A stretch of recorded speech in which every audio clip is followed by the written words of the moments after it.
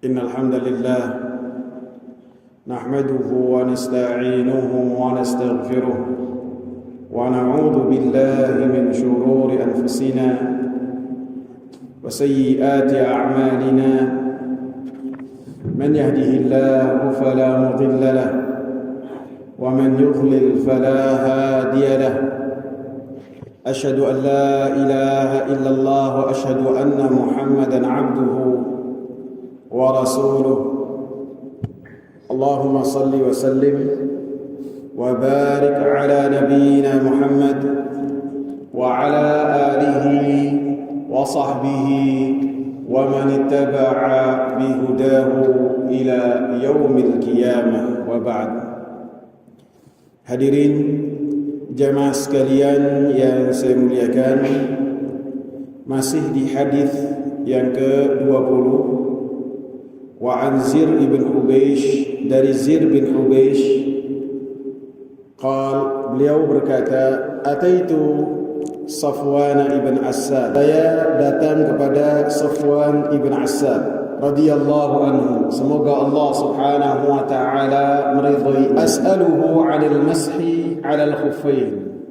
Saya bertanya kepada Safwan ibn Assad tentang mengusap khuf. Seperti yang saya sebutkan, bahwasannya sahabat Safwan ibn Assad ini sangatlah dikenal di kalangan sahabat sebagai salah seorang sahabat yang memiliki hadis langsung dari Rasulullah SAW yang berkaitan dengan mengusap khuf. Maka Zir bin Hubeish datang kepada Safwan ibn Assad dengan menempuh perjalanan yang jauh, kemudian bertanya kepada Safwan tentang mengusap sepatu. Bagaimana tidak, kalau seorang Abdullah ibn Mas'ud, gurunya Zir ibn Hubeish saja, bertanya kepada Safwan ibn Assad tentang bagaimana kedatangan beliau kepada Nabi SAW, dan setelahnya Safwan bertanya kepada Rasulullah SAW tentang mengusap sepatu. Faqal, maka Safwan bertanya, ma jaa bika ya Zir, apa yang mendorongmu melakukan perjalanan untuk menemuiku wahai Zir? Fakultu, maka saya berkata, ibtighaul ilm, saya datang bukan karena tujuan dunia, bukan karena untuk melakukan untuk meminang seorang perempuan, bukan untuk kepentingan-kepentingan itu, akan tapi saya benar-benar mencari ilmu. Faqal, maka Safwan mengatakan, innal malaikata tad'u ajnihataha li talibil ilm ridaan bima yatlub. Sesungguhnya para malaikat meletakkan sayap-sayapnya kepada penuntut ilmu, ridha terhadap apa yang dilakukan oleh seorang penuntut ilmu untuk mencari warisannya Nabi berupa wahyu Allah subhanahu wa ta'ala, berupa hadis-hadis Nabi sallallahu alaihi wasallam. Karena para nabi dan para rasul, termasuk Nabi Muhammad sallallahu alaihi wasallam, tidaklah meninggalkan dinar dan dirham.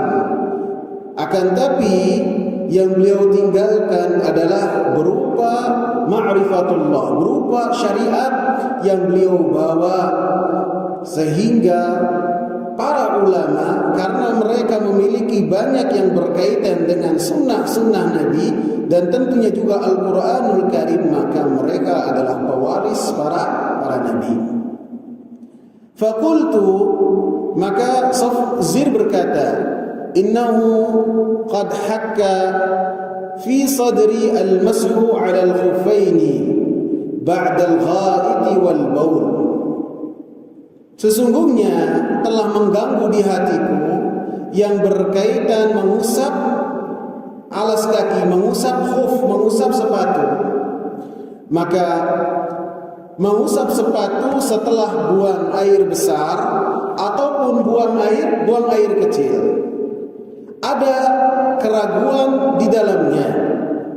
Wa kunta mara'an min ashabin Nabi sallallahu alaihi wasallam, dan engkau adalah salah seorang dari sahabat-sahabat Nabi sallallahu alaihi wasallam. Fajitu as'aluka, maka saya datang kepadamu untuk bertanya, hal sami'tahu yadhkuru fi dzalika syai'an, apakah engkau mendengar Rasulullah sallallahu alaihi wasallam membahas tentang mengusap sepatu sedikit pun, apapun itu, apakah engkau telah mendengarnya? Karena sahabat yang mulia ini telah mendengar langsung dari Rasulullah sallallahu alaihi wasallam, dan kita pun telah menyebutkan bahwasanya Safwan sangatlah dikenal dengan pembahasan hal ini. Maka Zir bertanya kepada Safwan yang berkaitan dengan mengusap sepatu setelah buang air kecil atau setelah buang air besar, apakah itu boleh ataukah tidak? Kenapa saya datang kepada engkau? Karena engkau adalah salah seorang sahabat Nabi sallallahu alaihi wasallam yang telah berbicara langsung dengan Rasulullah dan telah melihat Rasulullah sallallahu alaihi wasallam. Sehingga dari potongan kecil hadis ini menunjukkan bahwasanya seseorang apabila memiliki keraguan-raguan dalam satu permasalahan, maka hendaklah bertanya kepada ahli ilmu. Bertanya kepada ahli ilmu. Fas'alu ahla dzikri in kuntum la ta'lamun. Bertanyalah kalian kepada orang-orang yang memiliki ilmu jika kalian tidak mengetahuinya. Sehingga ketika Zir ini tidak mengetahui apakah boleh setelah buang air kecil atau buang air besar ketika berwudu tidak mencuci kakinya, hanya mencukupkan dengan mengusap sepatu saja, mengusap alas kaki. Apakah itu boleh ataukah tidak? Dan ini adalah ganjalan yang ada di hati Zir. Maka dengannya beliau bertanya kepada salah seorang sahabat dari sahabat-sahabat Nabi sallallahu alaihi wasallam, lebih-lebih beliau dikenal dengan pembahasan al-mashu 'alal khuffain, mengusap sepatu. Sehingga ini menunjukkan kita harus bertanya kepada seorang ulama, seorang ahli ilmu, seorang dai apabila kita tidak mengetahui satu permasalahan. Dan ketika yang ditanya ini ditanya, maka hendaklah dia menjawab dengan jawaban yang ia ketahui dari Al-Quran dan Sunnah Nabi Sallallahu Alaihi Wasallam. Dan apabila seseorang ketika tidak mengetahui jawaban dari apa yang ditanyakan, maka jangan dia mengada-ngada jawaban dari dirinya. Jawabannya itu haruslah berupa apa yang tercantum dari Al-Quran ataupun hadis-hadis Nabi Sallallahu Alaihi Wasallam. Sehingga Zir ini mengatakan wa kunta mara'an min ashabin Nabi, dan engkau ini adalah salah seorang sahabat Nabi. Yang dimintakan oleh Zir jawabannya berupa dalil, berupa Al-Quran dan hadis-hadis dari Nabi Sallallahu Alaihi Wasallam, baik yang beliau terima langsung dari Rasulullah ataupun dari sahabat yang lain. Sehingga ini menunjukkan bahwasanya para tabi'in mereka telah terbiasa bahwasanya apabila ada permasalahan-permasalahan, baik itu yang berkaitan di ganjalan di hati ataupun permasalahan-permasalahan yang ada di kehidupan mereka, maka yang akan menjadi pemutus perkara di tengah-tengah mereka adalah wahyu dari Allah Subhanahu wa taala, baik Al-Qur'an ataupun sunnah Nabi sallallahu alaihi wasallam. Dalam surat An-Nisa, Allah Subhanahu wa taala berfirman, "Ya ayyuhalladzina amanu atii'u Allah wa atii'ur rasul wa ulil amri minkum fa in tanaza'tum fi syai'in farudduhu ila Allah war rasul in kuntum tu'minuna billahi wal yawmil akhir dzalika khairu wa ahsanu ta'wila. Wahai orang-orang yang beriman, taatlah kalian kepada Allah dan taatlah kalian kepada Rasulullah dengan taat yang mutlak. Tidak boleh pilih-pilih, tidak boleh mencari-cari celah apabila ada perintah dari Allah dan Rasul. Apabila ada perkara dari Allah dan Rasul yang tercantum dalam Al-Quran ataupun hadis-hadis Nabi sallallahu alaihi wasallam, maka kita harus mengatakan sami'na wa ata'na. Taatnya mutlak, tidak boleh pilih-pilih. Wa ulil amri minkum. Adapun kepada ulil amri berupa penguasa, berupa ulama, karena ulil amri itu memiliki dua makna, ulama dan penguasa, ulama dan umara. Ulama mereka ulul amri karena mereka mengatur hajat manusia dengan penjelasan-penjelasan mereka. Adapun umara, penguasa, mereka ulil amri karena mengatur hajat manusia dengan kekuasaan yang mereka miliki. Untuk taat kepada ulil amri dengan dua makna ini tidak taat mutlak. Fa in tanaza'tum fi syai'in farudduhu ila Allah war Rasul. Maka jika kalian berbeda pendapat dalam permasalahan apapun juga, farudduhu ila Allah war Rasul, maka kembalikanlah kepada Al-Qur'an, kembalikanlah kepada hadis-hadis Nabi sallallahu alaihi wasallam. In kuntum tu'minuna billahi wal yawmil akhir, jika kalian itu orang-orang yang beriman kepada Allah dan hari akhir. Dzalika khair, maka seperti itu lebih baik. Wa ahsanu ta'wila, dan lebih baik juga akibatnya. Sehingga orang-orang yang beriman ketika ada perintah dari Allah, perintah dari Rasulnya, maka itu adalah sebuah kepastian yang tidak bisa ditolak, bahkan menerimanya dengan lapang dada. Dalam surat An-Nisa ayat 64 Allah katakan, "Fala wa rabbika la yu'minuna hatta yuhakkimuka fima shajara bainahum, thumma la yajidu fi anfusihim harajan mimma qadaita wa yusallimu taslima." Maka demi Rabbmu, wahai Nabi Muhammad sallallahu alaihi wasallam, mereka tidak beriman sebelum mereka menjadikan engkau sebagai pemutus perkara di tengah-tengah perselisihan mereka.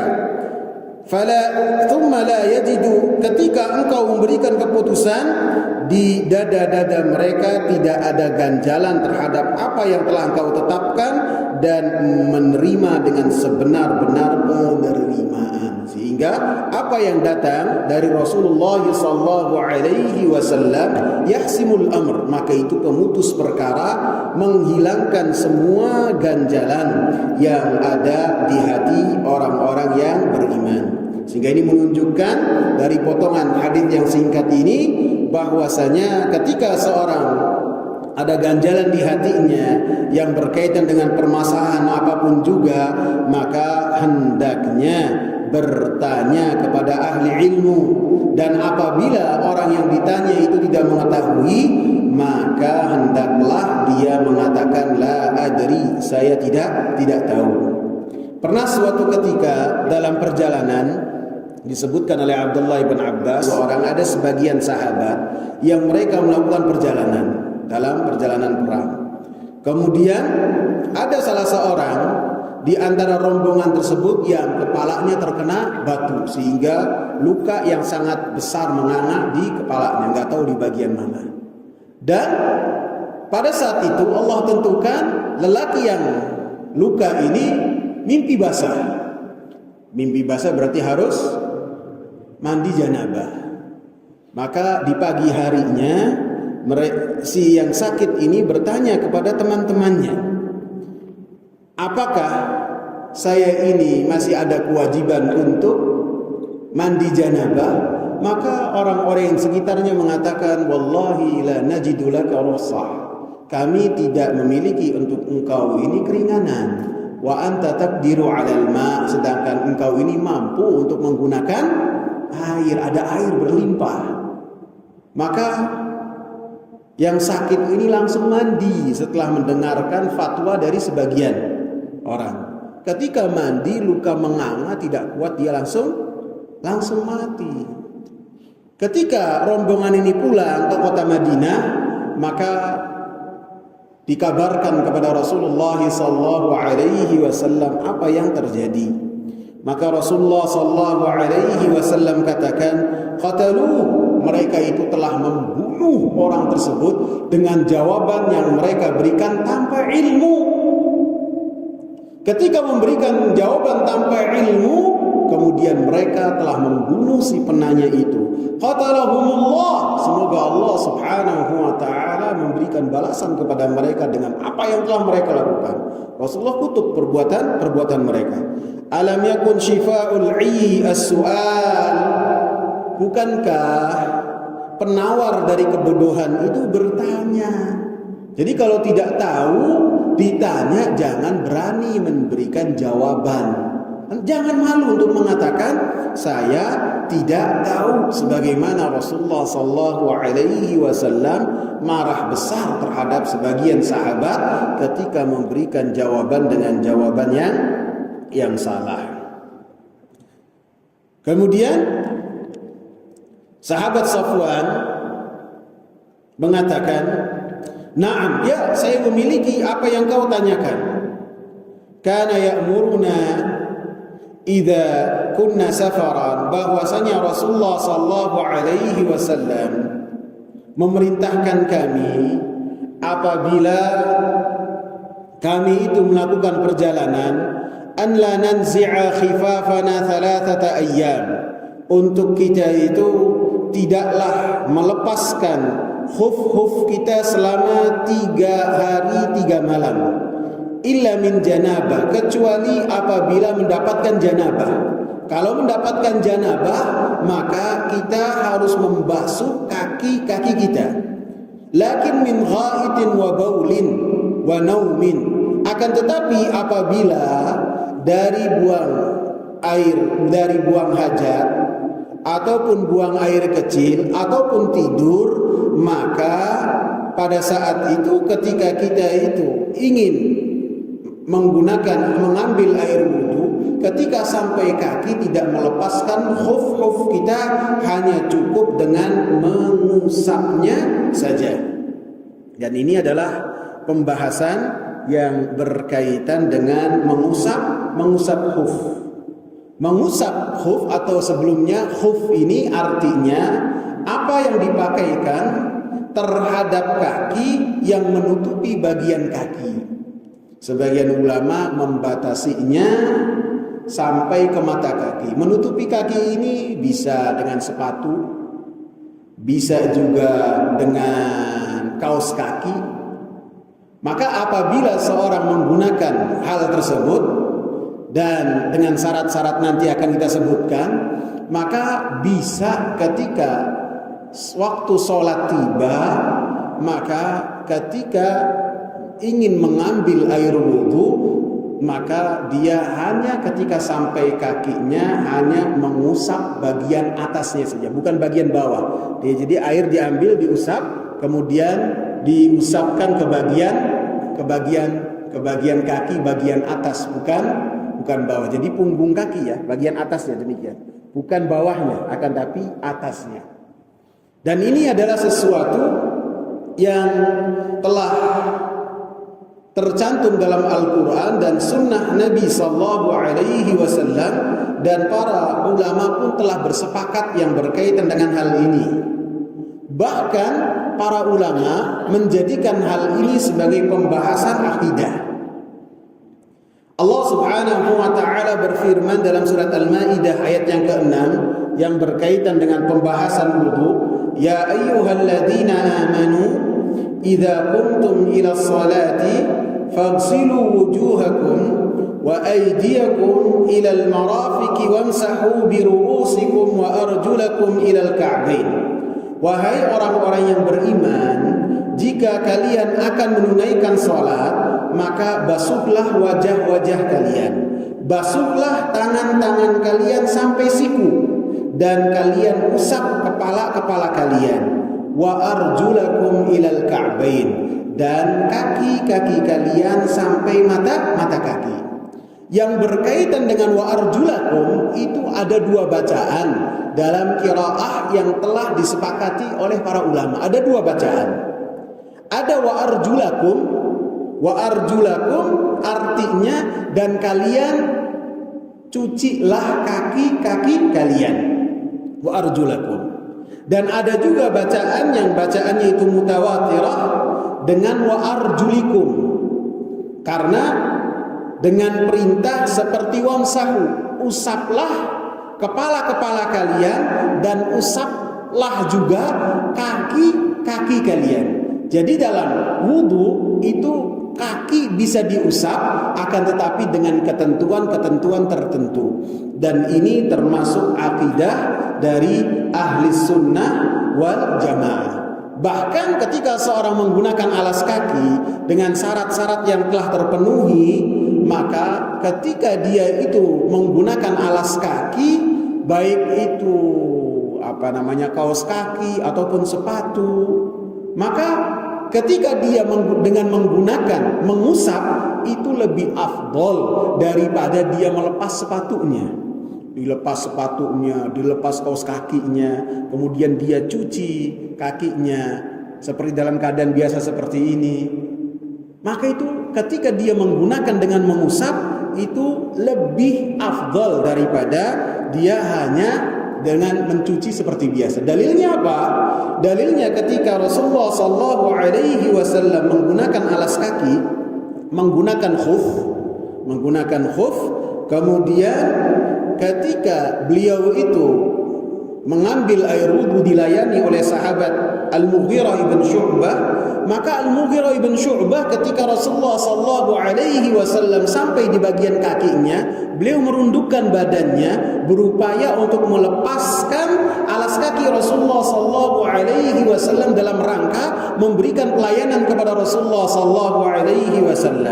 Maka Rasulullah katakan, da'huma fa inni adkhaltuhuma tahirataini famasaha alaihima. Lepas, jangan kau lepas, jangan kau ambil khuf saya, kata Rasulullah, karena saya telah memasukkan dan memakaikan khuf ini ke kaki saya ketika saya sudah memiliki air wudu. Sehingga ini menunjukkan ketika seorang baik itu dalam perjalanan ataupun tidak dalam perjalanan, kemudian dia menggunakan sepatu misalnya ataupun dia menggunakan kaos kaki, maka ketika dia dengan cara mengusap itu lebih afdol daripada dia melepaskannya terlebih dahulu.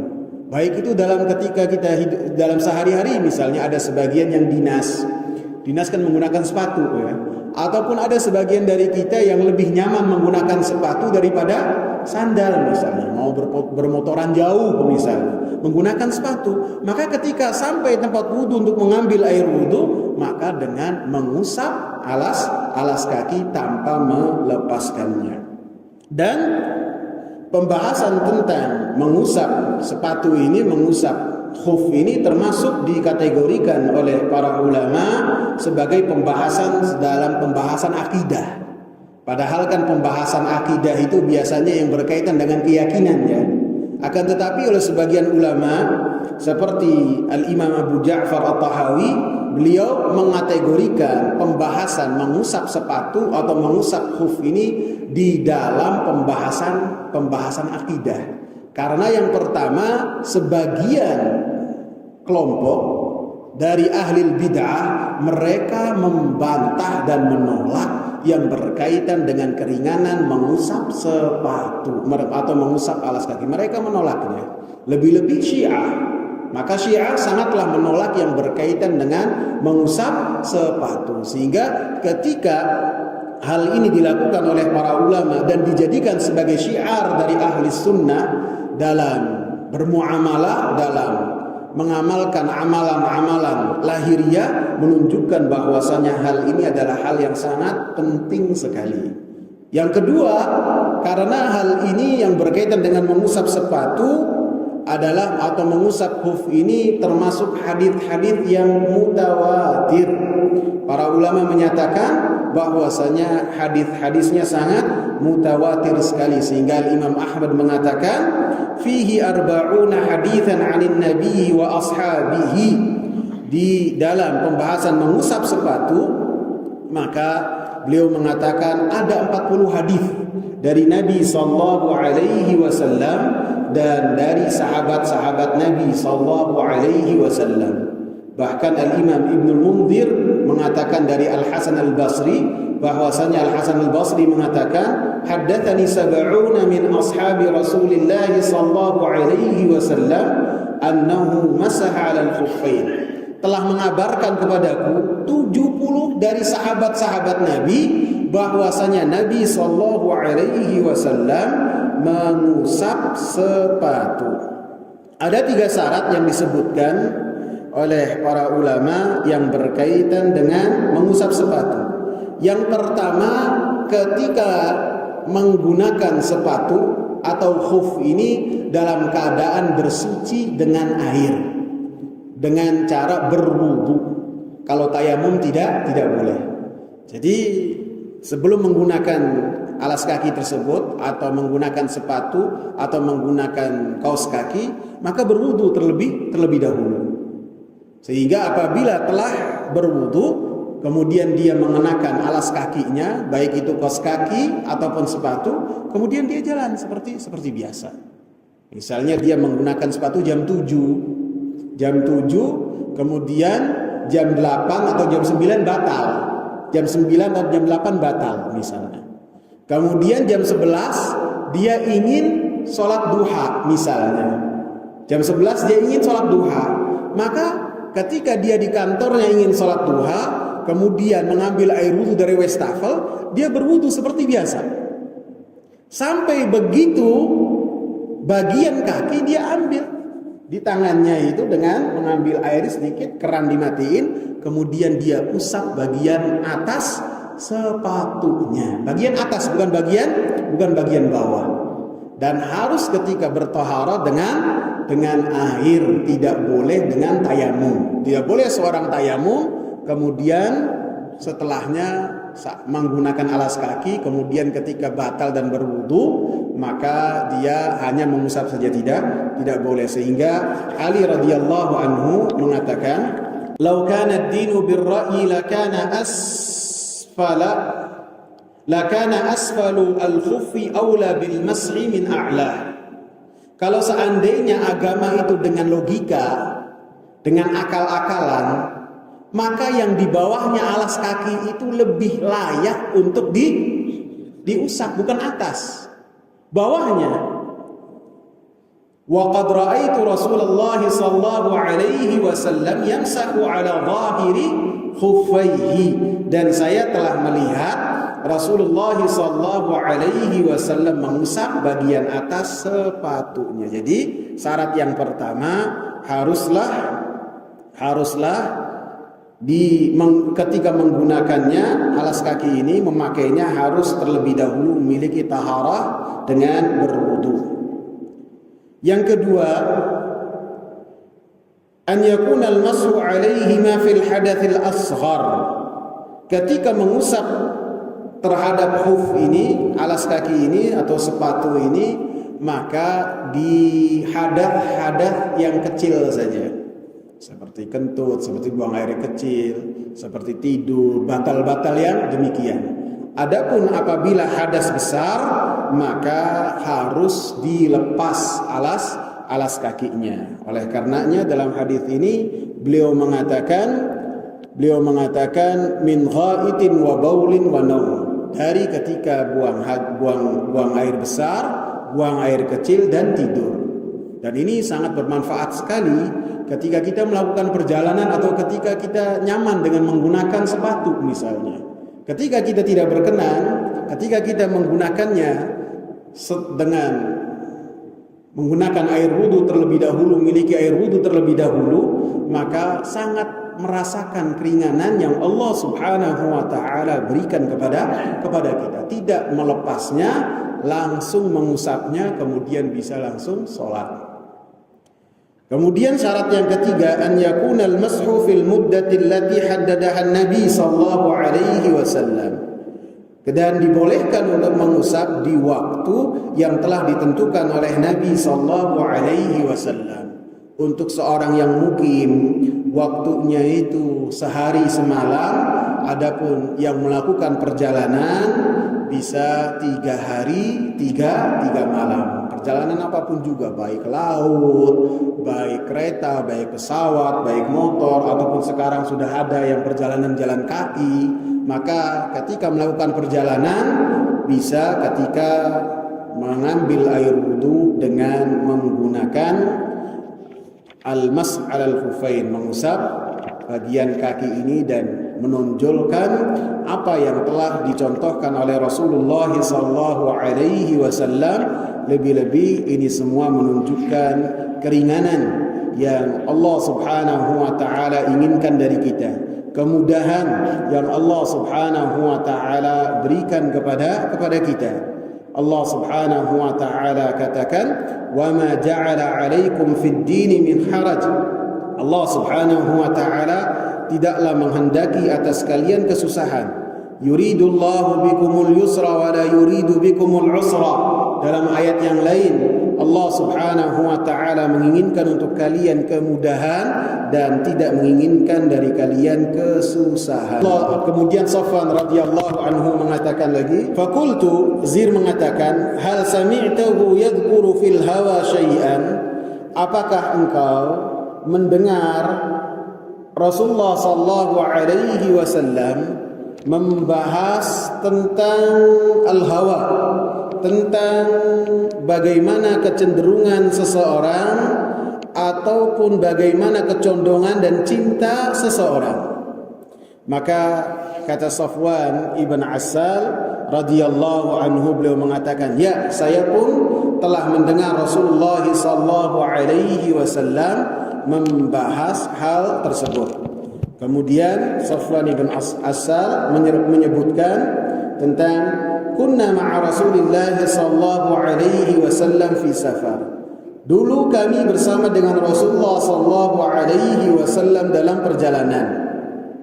Fa bainama nahnu indahu, maka ketika kami bersama dengan Rasulullah sallallahu alaihi wasallam, idnadahu a'rabiyyun bi sautin lahu jahwari, maka ada seorang Arab, A'rabi Badui, yang dia itu memiliki suara yang sangat keras sekali, sangat kencang sekali, dan memanggil Rasul dengan ya Muhammad, panggilannya ya Muhammad. Karena orang-orang Arab Badui ini mereka jauh dari perkotaan dan hidup mereka adalah hidup yang sangat keras, sehingga ketika bermuamalah pun muamalahnya itu sangatlah keras juga.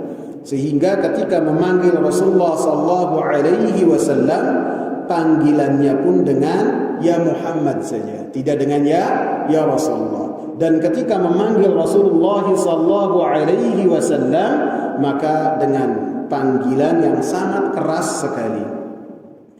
Fa ajabahu Rasulullah sallallahu alaihi wasallam nahwan min sautih. Maka Rasulullah sallallahu alaihi wasallam menjawab seruan dari A'rabi ini sesuai dengan suaranya. Jadi ketika orang itu manggilnya keras, dengan seru, dengan rame, maka ada anjuran bagi kita untuk menjawabnya pun dengan jawaban yang seru juga, yang rame. Kalau orang dari jauh memanggil kita, ahlan sahlan ya Jeffrey, jangan kita jawab ahlan sahlan, kayak orang gak seneng. Kalau orangnya itu seru, maka kita jawab dengan seru juga. Lebih-lebih kalau orangnya itu sambil senyum, kita jawab juga sambil senyum juga. Ini menunjukkan akhlaknya Rasulullah sallallahu alaihi wasallam ketika bermuamalah sesuai dengan apa yang orang yang ada di hadapannya. Orangnya suaranya kencang, maka Rasulullah sallallahu alaihi wasallam pun jawabnya dengan jawabannya kencang juga. Dan Rasulullah sallallahu alaihi wasallam langsung jawab dengan ya saya di sini. Saya di sini. Ada keperluan apa? Saya siap. Ini Rasulullah sallallahu alaihi wasallam menjawabnya dengan jawaban yang keras sesuai dengan pembawaan dari orang Arab Badui ini yang ketika dia memanggil Rasulullah sallallahu alaihi wasallam dengan panggilan yang keras lagi kencang. Dan di dalam petikan hadis ini juga menunjukkan bagaimana sabarnya Rasulullah sallallahu alaihi wasallam dalam memberikan pengajaran kepada umatnya, kepada para sahabat, termasuk kepada orang-orang Arab Badui yang bermuamalah dengan Rasulullah sallallahu alaihi wasallam, yang terkadang mereka memanggil Rasulullah dengan panggilan yang tidak sopan, dan ketika mereka bermuamalah terkadang dengan muamalah yang aneh-aneh. Dengan contohnya apa? Kencing di masjid. Kalau sekarang ada yang melakukan babak belur kali ya. Rasulullah enggak, ikhwan. Enggak. Walaupun para sahabat sudah geram, para sahabat marah, Rasul berpikir lebih jernih. Ini kalau najisnya orangnya dibentak, najisnya bakal kemana-mana, tidak bisa ditandai. Tapi kalau najisnya itu di satu titik saja masih bisa dikondisikan. Kalau lagi keluar kencingnya kemudian dibentak, hei ngapain, lari kan kemana-mana. Sama Rasulullah nggak dibiarin, ditahan sama Rasulullah. Sehingga ini menunjukkan adab yang sangat tinggi dan akhlak yang sangat luar biasa yang Allah Subhanahu wa taala puji. Fabima rahmatin minallahi linta lahum. Dan dengan rahmat dari Allah Subhanahu wa taala yang Allah Subhanahu wa taala berikan kepada engkau wahai Nabi Muhammad, linta lahum. Engkau berbuat baik, lembut kepada manusia yang ada di sekitarmu. Walau kunta fadhan ghalidhal qalbi lan faddu min haulik. Apabila engkau keras, ucapannya keras, perkataannya menyakitkan, dan engkau pun muamalahnya jelek, lan faddu min haulik, maka manusia yang ada di sekitar engkau bakal lari. Ini ucapan Rasulullah yang berkaitan dengan Nabi Muhammad, yang para sahabat itu cintanya kepada Rasulullah, cinta yang luar biasa, mengalahkan apapun juga. Apabila Rasulullah itu perangainya jelek, ucapannya kasar, mereka kata Allah yang ucapannya pasti benar akan lari. Dan ini contoh buat kita. Dan saya dapati para ulama hafizahumullah in kanu ahya, mereka akhlaknya sangat luar biasa sekali. Akhlaknya luar biasa. Saya apabila ada di Madinah, ketemu sama sebagian orang, biasanya ngajak saya, Jeff, ayo ketemu sama Syekh Muhammad Asywair yang sering nongol di YouTube. Oh iya, yuk, ya, ayo kita ketemu. Begitu ketemu, akhlaknya luar biasa. Ini ulama besar loh, ini ulama besar. Begitu ketemu, diajak ngobrol, lembut sekali. Ditanya kaif halukum, ish akhbarukum, dengan lembut sekali, dan senyum gak pernah lepas dari bibirnya. Antum bayangkan, saya baru kenal, dia ngobrolnya lembut. Begitu dia akan jalan ke mencari soft karena sudah mulai qomat, waktu itu maghrib, dia izin kepada saya, an idnikum, sta'dzinukum ya syabab, saya minta izin kepada kalian. Ini seorang ulama pergi minta izin, sta'dzinukum ya syabab, minta izin. Kalau misalnya saya pas qomat, ya saya tinggal aja, qomat kok. Saling ngerti kan? Bener nggak? Udah qomat mau ngapain lagi? Nggak, dia sopan minta izin. Ini orang yang kalau di YouTube nongolnya kemana-mana luar biasa, tapi sopan luar biasa. Dan ikhwah yang ada di sana menceritakan bagaimana akhlak yang sangat luar biasa. Saya juga pernah mendapati di kajian di YouTube, bukan saya dengar langsung, salah seorang alim kabir yang sering saya ikuti kajiannya, Syekh Ali bin Abdul Aziz Asy-Syibil hafizahullah. Ayahnya adalah seorang imam di Masjid Nabawi. Ketika beliau memberikan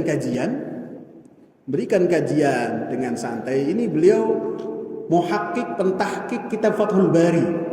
Fathul Bari ditahkik oleh beliau yang berkaitan dengan akidah.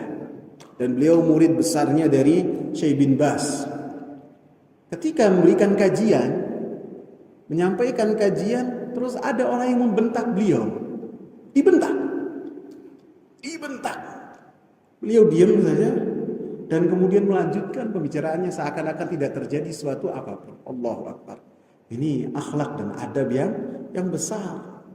Bagaimana tidak, Rasulullah sallallahu alaihi wasallam saja ketika dikatakan oleh Allah Subhanahu wa taala, apabila engkau tidak memiliki akhlak, maka mereka akan pergi. Lebih-lebih selain dari Rasulullah sallallahu alaihi wasallam harus lebih memiliki akhlak yang berkaitan untuk menyampaikan kebaikan kepada manusia. Sales dagang saja, mereka itu ketika ingin orangnya itu tertarik, sangat melakukan apapun juga supaya orang itu tertarik. Para ulama, para ustadz dan para dai harus lebih menghinakan diri supaya manusia tertarik untuk mendekatkan diri kepada Allah Subhanahu wa taala, karena kita mendapatkan janji dari Allah Subhanahu wa taala melalui lisan Rasulnya, la an yahdiyallahu bika rajulan wahidan khairun laka min khumrin na'am.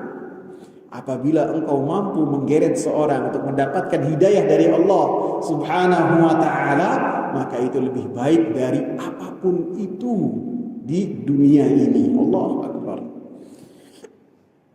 Kemudian disebutkan oleh Safwan ibn Asal radhiyallahu anhu, "Faqultu waihak ughud min sautik." Celaka engkau. Ini Safwan marah terhadap A'rabi ini. Rendahkanlah suaramu, fa innaka 'inda Nabi sallallahu alaihi wasallam. Sesungguhnya engkau di sisi Nabi sallallahu alaihi wasallam, wa qad nuhita an hadza, dan kita dilarang oleh Allah Subhanahu wa taala untuk mengangkat suara di sisi Nabi sallallahu alaihi wasallam dengan suara yang keras. Yang dimaksudkan oleh Safwan surat Al-Hujurat ayat yang kedua, ya ayyuhalladzina amanu la tarfa'u aswatakum fawqa sautin nabiy wa la tajharu lahu bil qawli kajahri ba'dikum li ba'din an takhbata a'malukum wa antum la tash'urun. Wahai orang-orang yang beriman, janganlah kalian mengangkat suara-suara kalian di atas suara Nabi, dan janganlah kalian mengeraskan suara kalian seperti kalian mengeraskan suara di antara kalian. Apakah kalian mau amalan-amalan kalian hilang sedangkan kalian tidak merasakan hal tersebut? Maka diingatkan A'rabi ini oleh Safwan. Apa kata A'rabi? Wallahi la aghdud. Demi Allah saya tidak akan merendahkan suara saya. Tidak mau tahu. Jadi emang mungkin bawaannya orang ini kalau ngomong gede. Kalau ngomong gede sekali sehingga tidak bisa direndahkan. Kemudian A'rabi ini mengatakan, al-mar'u yuhibbul qauma walamma yalhaq bihim. Seseorang mencintai satu kaum dan dia tidak melakukan apa yang dilakukan oleh orang-orang yang dicintai tersebut. Seakan-akan A'rabi ini berkata kepada Nabi sallallahu alaihi wasallam, bagaimana yang berkaitan dengan kecintaan tersebut, cinta kepada satu kaum, akan tapi dalam amalan-amalannya kurang dari orang-orang yang dicintai tersebut. Maka Rasulullah sallallahu alaihi wasallam mengatakan, al-mar'u ma'a man ahabba yaumal qiyamah, bahwasanya seseorang akan bersama dengan siapa yang dicintai hari kiamat kelak. Jadi apabila yang dicintai itu Rasulullah sallallahu alaihi wasallam, dengan membaca sirah Nabi sallallahu alaihi wasallam, kemudian mengamalkan sunnah-sunnah Nabi, dan kita pun menghadiri majlis-majlis ilmu yang dibahas di dalamnya qala Allah wa qala Rasul, perkataan Allah dan perkataan Rasul, maka kita berharap akan dikumpulkan oleh Allah Subhanahu wa taala pada hari kiamat di surga Firdausnya bersama dengan Nabi Muhammad sallallahu alaihi wasallam. Akan tetapi apabila seseorang sukanya, mengidolainya adalah orang-orang kafir, orang-orang fasik, kemudian sangat mengenal sekali dengan kehidupan-kehidupannya, kemudian bersuri tauladan dengan orang-orang kafir, orang-orang fasik. Apapun yang dilakukan oleh orang-orang fasik dan orang-orang kafir ini, baik itu karena seni, karena musik, karena olahraga, menyukai orang-orang kafir terhadap apa yang mereka miliki, maka dikumpulkan oleh Allah Subhanahu wa taala bersama dengan orang-orang yang mereka cintai, orang-orang kafir dan orang-orang fasik di dalam api neraka jahanam. Jadi masalah cinta ini adalah masalah yang luar biasa. Sehingga hadis ini adalah nikmat yang sangat besar. Ketika kita cinta kepada Rasulullah, cinta kepada Umar, cinta kepada Abu Bakar, cinta kepada Utsman, dan cinta kepada sahabat-sahabat Nabi sallallahu alaihi wasallam, maka kita berharap kecintaan yang ada di dalam hati kita akan menjadikan kita dikumpulkan oleh Allah Subhanahu wa taala bersama dengan orang-orang mulia, walaupun amalan kita tidaklah seperti apa yang telah mereka amalkan. Sehingga ini inti dari pertanyaan A'rabi ini. Saya tidak beramalnya itu seperti amalan mereka, akan tapi saya cinta kepada mereka dengan cinta yang benar. Maka Rasulullah sallallahu alaihi wasallam kabarkan bahwasanya dia akan dikumpulkan oleh Allah Subhanahu wa taala bersama dengan orang yang dicintai. Apabila orang itu adalah orang saleh, orang yang memiliki kedudukan di sisi Allah, maka bersama dengannya di surga. Kebalikannya, apabila dengan orang kafir, maka akan bersama dengan si kafir tersebut di dalam api neraka. Sehingga ini ada anjuran dan penggemaran untuk kita memiliki relasi dengan orang-orang saleh, dengan kita memiliki hubungan yang lebih spesial dengan orang-orang saleh, sehingga kita cinta kepada orang-orang saleh. Kemudian disebutkan dalam hadis ini juga, فَمَا زَالَ يُحَدِّثُنَا حَتَّى ذَكَرَ بَابًا مِنَ الْمَغْرِبِ. Maka Safwan ini masih terus membahas tentang hadis-hadis yang beliau dengar dari Rasulullah sallallahu alaihi wasallam, sampai kepada pembahasan yang berkaitan dengan satu pintu yang ada di barat. Masirata irdihi, perluasnya, au yasiru raqibu fi ardihi, atau seorang yang melakukan perjalanan ketika berjalan dari ujung pintu ke ujung pintu yang lainnya, arba'ina au sab'ina ama, maka akan ditempuh selama 40 tahun ataupun 70 tahun. Pintu apa ini, tahu enggak? Pintu taubat. Pintu taubat ini luasnya selama sepanjang 40 tahun seseorang melakukan perjalanan, ataupun 70 tahun seorang melakukan perjalanan. Qala Sufyan ahadur ruwah, maka berkata Sufyan, salah seorang perawinya, qibala Syam, pintu ini menghadap ke negeri Syam. Khalaqahu Allah Ta'ala yawma khalaqas samawati wal arda. Pintu ini diciptakan oleh Allah Subhanahu wa taala ketika Allah Subhanahu wa taala menciptakan langit 7 lapis dan bumi. Maftuhan lit-taubah, senantiasa terbuka untuk seseorang bertaubat kepada Allah Subhanahu wa taala. La yughlaqu, tidak akan ditutup, hatta tatlu'asy-syamsu minhu, tidak akan ditutup kecuali ketika matahari terbit dari pintu tersebut dari arah barat, maka pada saat itulah pintu taubat ditutup oleh Allah Subhanahu wa taala. Jadi pintu ini adanya di barat dan menghadap ke negeri Syam, luasnya itu 70 tahun atau 40 tahun ketika seorang melakukan perjalanan. Ini menunjukkan bahwasanya Allah Subhanahu wa taala senang untuk hamba-hambanya bertaubat kepada Allah Subhanahu wa taala. Kapanpun kita melakukan dosa kepada Allah Subhanahu wa taala, baik di malam hari ataupun di siang hari, maka segeralah bertaubat kepada Allah Subhanahu wa taala, karena pintu taubat bagi kita terbuka lebar selama matahari belum terbit dari arah barat. Wallahu taala a'lam. Ada pertanyaan, ikhwan? Silakan, Pak Sohib.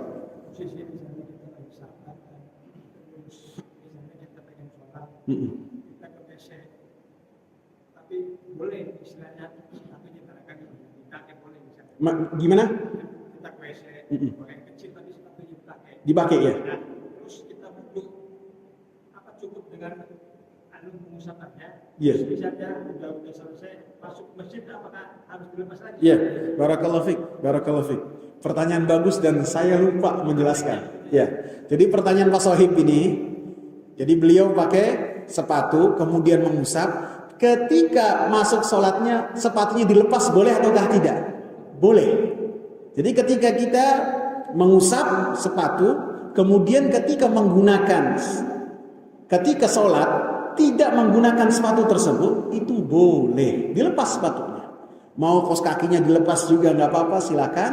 Kemudian sholat seperti biasa. Jadi ketika menggunakan sepatu, mau sepatunya dipakai untuk sholat, silakan. Kalau tidak dipakai untuk sholat pun tidak mengapa.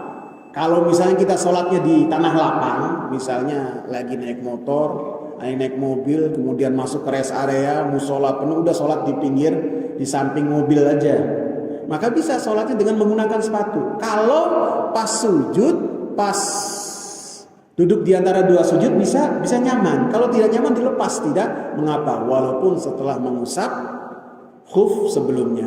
Bagus itu pertanyaan, saya lupa menjelaskan. Paham Pak Sohib? Paham ya? Cuma untuk di WC itu nggak lepas sepatu. Nggak apa-apa. Nggak apa-apa. Ketika di WC tidak melepas sepatu tidak mengapa. Dan itu intinya, kita nggak usah melepas, dan itu kemudahan yang Allah berikan kepada kita. Karena pada hakikatnya kita tidak melihat kotoran bentuknya itu secara langsung untuk kita injak. Adapun setelah disiram udah beres. Paham Mas Said? Ada lagi? Ya. Sebentar, ya Anwar dulu. Ya.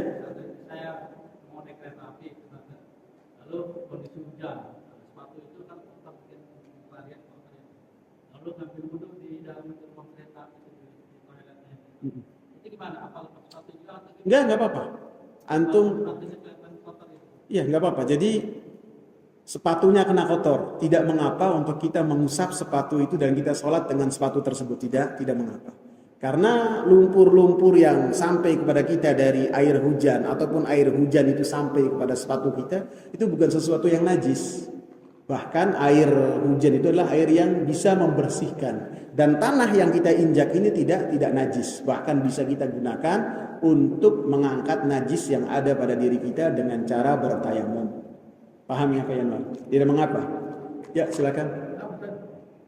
Jadi yang kita sampaikan berkaitan dengan wudhu, jadi sampaikan kan mungkin wudhu wajib ya tidak? Wudhu wajib? Iya. Yang di surat Al-Maidah itu.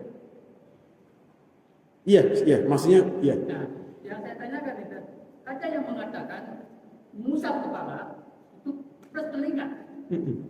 Apakah ini penempatannya di wajib, apakah tetap tidak ada di wajib atau di sunnah gitu? Kapan? Oh, maksudnya antum rukun ya, rukun-rukunnya.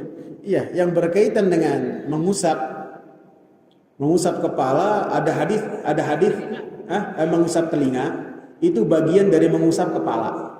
Karena Rasulullah mengatakan al-udhunani minar ra's, bahwasanya dua telinga itu bagian dari kepala ketika wudu.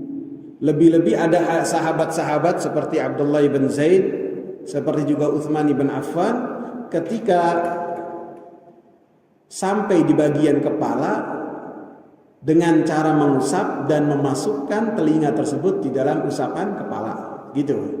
Ya, paham ya? Ya. Cukup apa ya? Ya. Ini apabila kaki misalnya kena luka, kaki korban apa, ya nggak boleh kena air.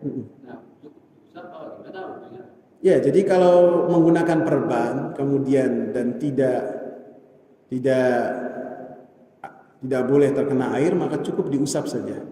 Seperti hadis yang kelanjutan dari sahabat yang terluka tadi, Rasulullah mengatakan, "Au yatayammam," atau hendaknya orang ini cukup baginya hendaklah bertayamum saja. Atau kata Rasulullah, "Ya'sibu ra'sah," hendaknya dia memperban mengikat bagian yang luka, kemudian yang bagian luka tersebut diusap, yang lainnya dimandiin, kata Rasulullah sallallahu alaihi wasallam.